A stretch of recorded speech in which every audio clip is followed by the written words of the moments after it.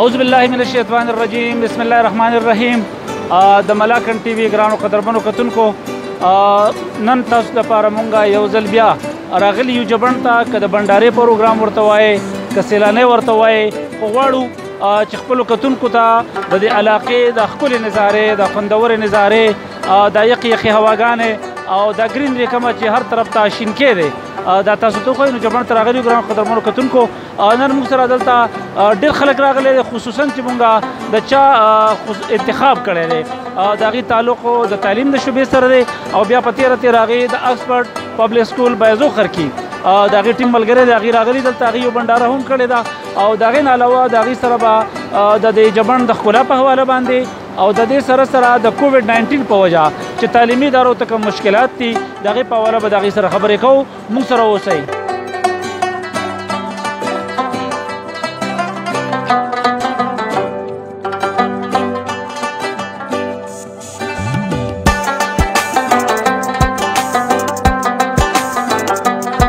جی ګرانو کتونکو، دا وخت کې مونږ راغلي یو جبڼ کې یو، او نن دلته ډېر خواږه تعلیم یافته پوهه ملګري راغلي دي آکسفورډ پبلک سکول اکرامپور بایزوخر کې. سره دې وخت کې کوم اونر چې دی هغه هم ولاړ دی، چونکې د کرونا ورځې دي، تعلیمي ادارې بندې دي، نو هغې په دې وجه باندې د جبڼ سیل ته هم راغلي دي. د هغوی نه به اول دا تپوس کوو چې د جبڼ دا کوم پرفضا مقام و دا درته څنګه محسوس شو؟ اول خو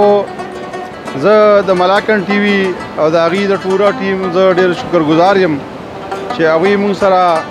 د کرونا کووډ 19 په دې ورځو کې هغوی موږ له هغه ذهني اسودګي او هغه ذهني خوشحالي راکړه چې موږ نه هغه ټول ټینشن او هغه ټول د بیمارۍ غیره ترخه ورکه کړه. باقي پاتې نن د ملاکن کې چې د ټولو نه ښایسته ځای دی چې جبڼ دی، د دې یو تاریخي حیثیت دی چې د انګریز په دور کې په دې کې یو ټنل، یو سرنګ په ذریعه باندې په دې ځای کې اوبه راوتې وې تقریبا په 1908 کې، او د هغه اوبو نه چې کوم اورفلو کېږي او هغه په دې قدرتي طور په دې خوړونو نالو کې بهیږي، د هغې خپل شرلار، د هغې ښکلا، د هغې ښکلي سوریلي اوازونه، بله د ملاکن خپل پرفضا مقام غرونه، او په دې منځ کې بیا د داسې خوندورو تعلیم یافته خلکو په منځ کې هغه علمي بحثونه، هغې نن ډېره مزه وکړه او تاسو ډېر مننه مشکوره. باقي پاتې د کووډ 19 په حواله باندې په ټوله دنیا کې چې کومه بیماري خوره شوې ده، د کرونا کوم حالات دي، ویره ترخه په خلکو خوره شوې ده، او چې کوم پوهان خلک د صحت په حواله باندې هغوی هم دغه میسج ورکوو چې یاره تاسو چونکې سوشل ډسټنس وساتئ، تاسو خلکو نه الګ تلګ زندګي تېره کوئ، او څونه چې SOPs و څونه احتیاطي تدابیر کولو هغې په حواله باندې ټایم ټو ټایم خلکو ته هغه معلومات ترلاسه کېدلو، هغې کې د میډیا هم ډېر رول و. اوس خو انشاءالله د خلکو نه هغه یره ترخه لږه په شا شوې ده او خلکو لږ د سکون ساه اخیستې ده. انشاءالله مخکې حالات په الله نور هم ښه کړي. د الله تعالی نه د سوال دغه دی زمونږ چې حالات ټیک کړي. دا راته وایي نورالحق بھائی چې کوم جبڼ ته تاسو رالی، یقینا تاسو انجوای خو کړله، مشکلات هم دلته لږ وایي کوم چې سیل کوونکي راځي، تاسو دلته څه داسې نه چې حکومت له څه دلته کار په کار دی، ځکه چې نږدې علاقه ده، د دې علاقې د خلکو دپاره هم او داسې تر پېښور 400 پورې خلک دلته راځي، څه داسې انتظامات په کار دي چې دغه مسافر ملګري راځي، میلمانه راځي، چې هغې ته دلته لږ سهولت میلاو شي؟ اوله خو د نیچر او د هغې د ښکلا نه خوندونه اخیستلو دپاره خو چې څومره نیچر به دستور قایم دایمي نو د هغې نه انسان مزه اخیستی شي. دویمه خبره چې کله دلته کې نیچر ته خلک را رسېدونکي دي، خلک ځان را رسوي، نو چې د هغې دپاره داسې ځای په ځای شیلټر جوړ شي، دلته ناستې ځایونه جوړ شي، دلته خلک خامخا چې راشي هوټل یې نشته دی، داخلي پخلي ځایونه نشته،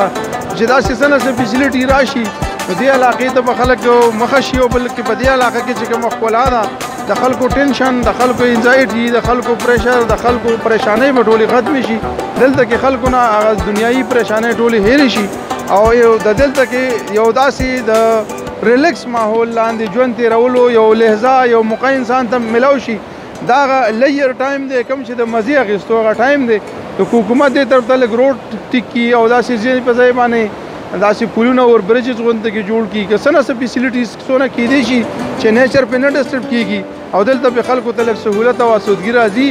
نو دا خو د حکومت ډېر ښه اقدام وي. پکار ده چې دې علاقو له حکومت توجه ورکړي او دا ډیولپ کړي چې دا د خلکو د راتلو او د ټینشن د ختمېدو یو چې کومه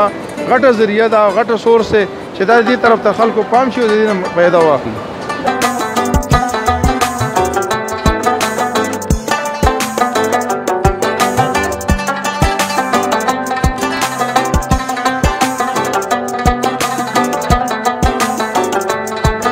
جی د ملاکنډ ټي وي ګرانو قدرمنو کتونکو مبارز خان صاحب را سره ناست دی د آکسفورډ پبلک سکول اکرامپور د هغې ډایرکټر دی ماهر تعلیم دی هغې نه به تپوس کوو کوم چې دا کووډ 19 راغلی دی او سکولونه بند شوي دي دوی هم راخطا شوي دي او جبڼ ته راغلي دي. سردار ته جبڼ کې هم دا کومه ښکلا چې وه څومره مو خوښه شوله که نه؟ بسم الله الرحمن الرحیم. زه اوله د ملاکنډ ټي وي پوره ټیم شکریه ادا کوم چې موږ له مقرره کړه او د خپلو خبرو د عوامو ته رسولو د اظهار موقع راکړه. او د جبڼ خو ډېر ښکلی دی، حقیقت دا دی چې ډېر ښکلی دی او دا تاسو په دې کیمره باندې وینئ د اوبو د آواز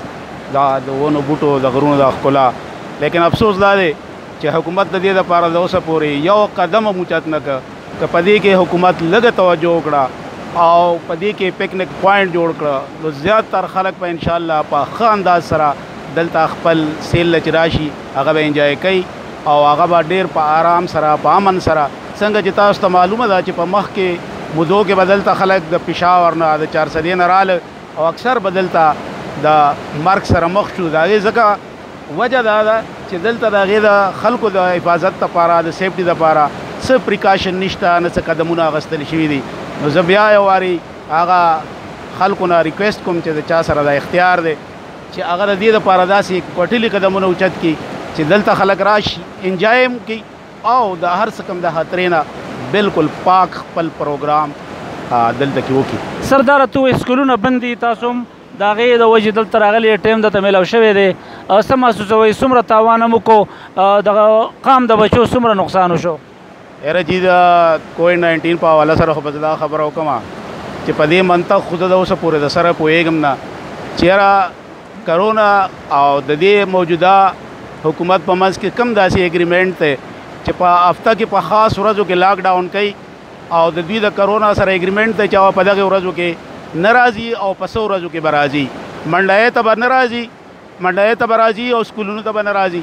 لکه فرض که داسې څه وي او دوی ته دومره معلوماتي فورکاسټینګ کولی شي نو موږ له دې به سکولونو والا دې په منډیو کې اجازت راکړي. موږ به هلته سکولونه کولاو کړو، د ماشومانو انتهایي وخت ضایع شو، امتحانونه په سر راغله. تاسو وکتل چې دا کم طریقه باندې دا ماشومان پاس شو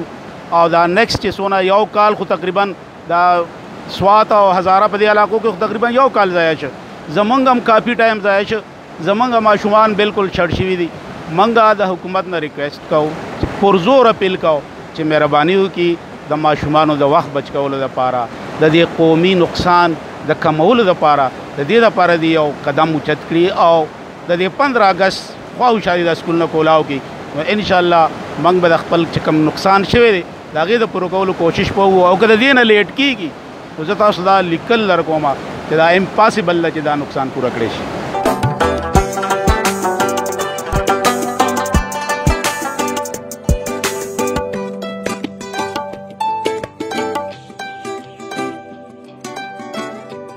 جی ګرانو کتونکو څنګه چې تاسو ته ما ووایي چې جبڼ دی د ښکلا ده، دلته سیلګري راځي، ډېر زیات راځي، په سونو زرګونو هم راځي. نن کوم ملګري راغلي دي خصوصا د هغې د مردان د ضلعې سره تعلق دی، اکرامپور سره، بایزو خرکي سره. سید وهاب ورور موږ سره موجود دی دلته او د آکسفورډ پبلک سکول اکرامپور بایزو خرکي د هغې پرنسپل دی. د هغې نه به دا تپوس کوم چې دوی څه دې څیز مجبوره کړه چې نن دوی د جبڼ د ښکلاګانو ته راله، دلته دوی څه محسوس کړه؟ صابر صاحب ډیره مننه. د ملک د طویل لاکډاون د وجې خلک انتهایی تنګ شوي دي او غواړي چې چېرته آوټینګ وکړي. نو موږ د جبڼ چې کوم دی نو دې ته یو داسې د سوات یو نظارې په طور باندې رالو او موږ ویوز ته دا پیغام ورکوو چې تاسو راشئ او چې څه د خپل ملک د ښکلا وینئ او خلک تنګ شوي دي د خپلو کورونو نه راوځي. نو دا به یو سیدواب دره توې تعلیمي ادارې بندې دي، تاسو هم دې ته مجبوره شوئ، ذهني ټینشن سیوا شو راووتئ، د حکومت نه څه مطالبه کوئ؟ څومره تاوان د دغه ماشومانو زموږ د قام د بچو شو؟ دا خو لکه ټول ولس ته معلومه ده چې تقریبا په سمر زون کې د 4 میاشتو راسې چې دی نو سکولونه بند دي، ماشومان په کورونو کې دغه شان ناست دي او د هغوی هېڅ قسمه داسې زمونږ په دې وطن کې سهولیات نشته چې هغوی د هغې نه کوم آنلاین ایجوکیشن دی هغه ته نش برابر دی. نو موږ حکومت نه دا مطالبه کوو چې کوم د آل پاکستان پرایویټ سکول چې کوم اعلان کړی دی د 15 اگست چې په دې کې هیڅ قسم مداخلت مزاحمت ونه کړي او دا په اسانه باندې د ادارو ته اجازت ورکړي او دوی په لغه شروع کړي، ځکه چې دا ادارې نورې په مخکې د تلو نه دي. نو موږ دغه پیغام ورکوو حکومت وخت ته چې هغوی د خپله فیصله بدله کړي او د 15 اگست د موږ پرایویټ ادارو سره تعاون کړي او ادارو ته د ایسوپي مطابق اجازت ورکړي چې دا کولاو شي.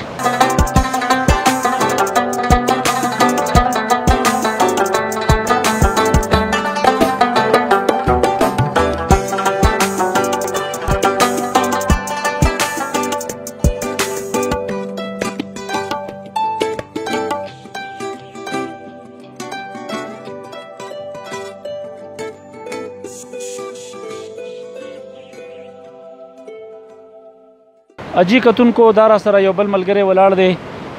جنید احمد را سره ولاړ دی، دی هم دغه ګروپ کې دي، دغه تعلیمي ګروپ کې راغلي د ملګرو سره. جنید دا راته ووایه جبن ته رالې نوم به دې هم اورېدلی شاید چې مخکې راغلی یې که نه؟ اوله خو د ټولو نه مخکې زه ستاسو صابر صاحب ډېر شکرګزار یم، مشکور یم چې تاسو موږ ته د دومره ښه سپاټ د کتلو موقع راکړه. دا زما بالکل پهلا چانس دی چې زه رالم او د دې ګرینري او د یخو اوبو او د یخو هواګانو نه تفندوس کېږم. دا راته ووایي جنید چې یقینا ښکلاګانې هم تا محسوس کړې، څومره دلته دغه یې نه اټریکشن یې نه د سیلګرو دپاره څومره اټریکشن یې نه؟ زما په خیال په دې لوکل ایریاز کې په دې جمن کې چې څومره اټریکشن دی او څومره خوبصورتي څومره خاموشه ماحول دی، نو ما ته داسې بل ځای په نظر نه راځي. حقیقت کې روډ لحاظ سره لاره مارم ښه مزیداره ده، ښه پر امن ښه پر سکونه ماحول دی. لږ کمې بیشې د حکومتي سایډ نه یم چې په دې روډونو کې یا داسې وزټنګ سپاټس چې کوم دي دا لږ شان سیوا کړي او حکومت دې خو خپله ترجیح راولي، نو د دې په ښکلا کې به یقینا ډېره اضافه وشي.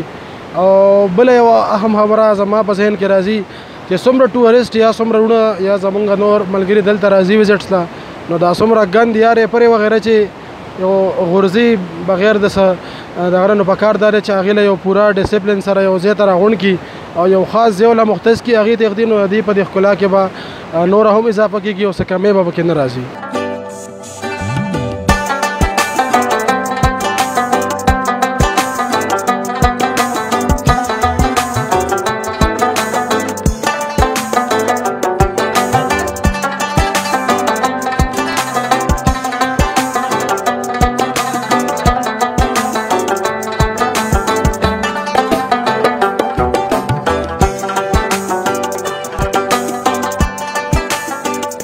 اعوذ باللہ من الشیطان الرجیم، بسم اللہ الرحمن الرحیم.